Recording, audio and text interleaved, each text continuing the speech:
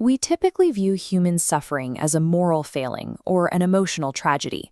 But if we analyze society as a cold, thermodynamic system, then cruelty transforms into a measurable structural property. This is the foundation of the Brain Kinematics Model, or BKM. BKM is a framework that analyzes complex human behaviors through the physics of network topology, the study of how different points in a system are connected and how force flows between them. The model operates on a single core axiom. Cruelty is the asymmetrical, non-consensual transfer of strain from a stronger entity to a weaker one. In this system, the stronger node exporting the instability is the source. The weaker node forced to absorb it is the sink. This transfer becomes cruelty the moment it exceeds the sink's adaptive capacity. When there is no release valve, the receiving node fractures. These dynamics scale from individuals to massive global hierarchies. Stronger nodes maintain their own stability by externalizing their friction downward through the network. This creates a multi-scale cascade. Strain flows from a global hegemon to states, which pass the burden to institutions, communities, families, and finally, the individual. At the base, the individual has no lower nodes to exploit. Macro geopolitics ultimately terminates as psychological trauma. Mapping history through this topology strips away political rhetoric. It allows us to mathematically track why past societies collapsed and isolate the unique risks of our current systems. Highly unequal empires often remain stable for centuries, while others with similar disparities spontaneously erupt into revolution. To solve this paradox, we use the BKM phase plane. It tracks two specific variables to determine the state of any system. This chart shows how concentration and burden interact. The horizontal axis represents power concentration, or C.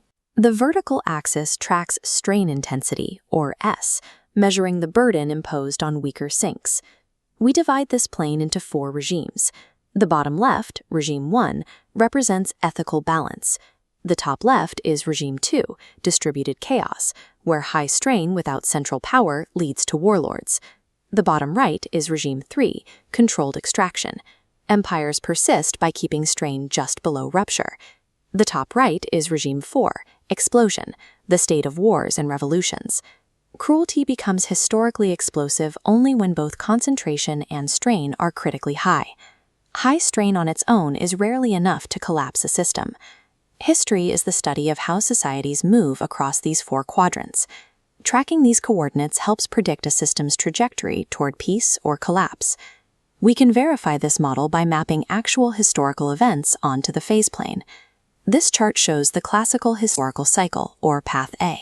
Stable societies drift into concentration, increase extraction until they rupture into explosion, and then fragment before eventually rebalancing. The First World War was a system-wide crossing into regime 4. High power concentration among imperial alliances imposed a lethal physical strain on millions of soldiers, breaching the adaptive capacity of 4 major empires. Conversely, the Syrian civil war illustrates regime 2. The central source of control has collapsed, but intense strain continues its lateral circulation among many armed factions across a ruined urban landscape.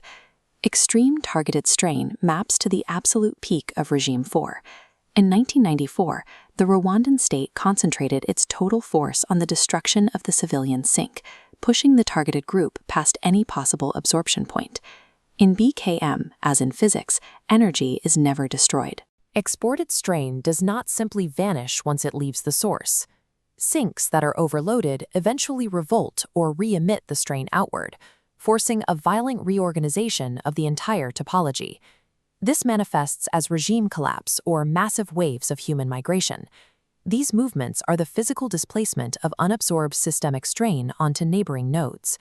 In this system, cruelty creates a structural debt.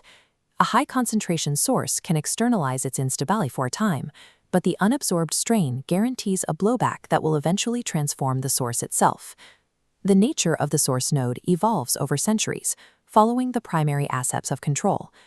The dominant form of cruelty is always dictated by whatever infrastructure defines the current era.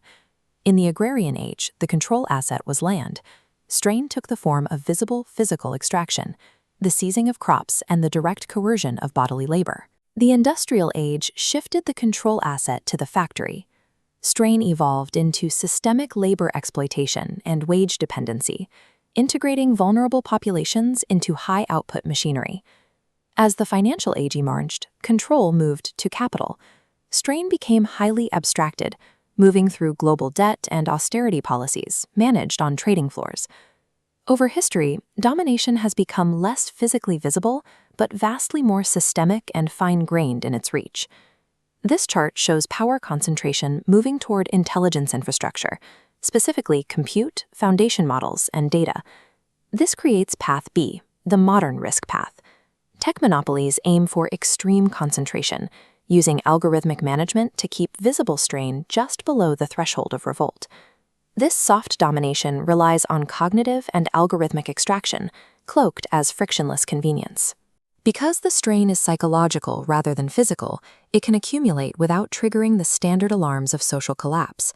In the AI era, systemic risk manifests as a permanent, unshakable regime 3, where users transition into dependent sinks within a closed intelligence infrastructure.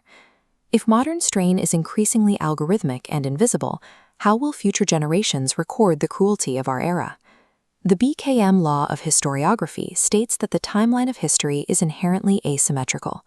Event time belongs to power, memory time belongs to suffering. At the moment of a strain event, the stronger node controls the archives and media. They document their actions as security or progress, creating a sanitized record of the source's intent. Victims, stripped of institutional voice, record the consequence of strain through physical scars, oral history, and trauma. This is the raw memory of the sink. This chart shows the process of historical balancing. Matured history only emerges when the physical evidence of the sink's burden eventually corrects power's official narrative. The persistent gap between a source's record and a sink's memory offers a specific standard for auditing the networks we are building today.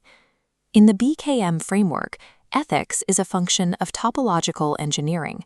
It is the practice of designing strain pathways that prevent localized overload. A cruel civilization dumps its friction onto the most vulnerable nodes.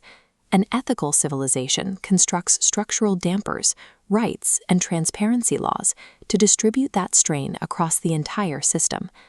As history shows, unabsorbed strain never vanishes. It only waits to return as structural blowback. Designing networks capable of distributing this burden laterally is the final requirement for a stable digital age.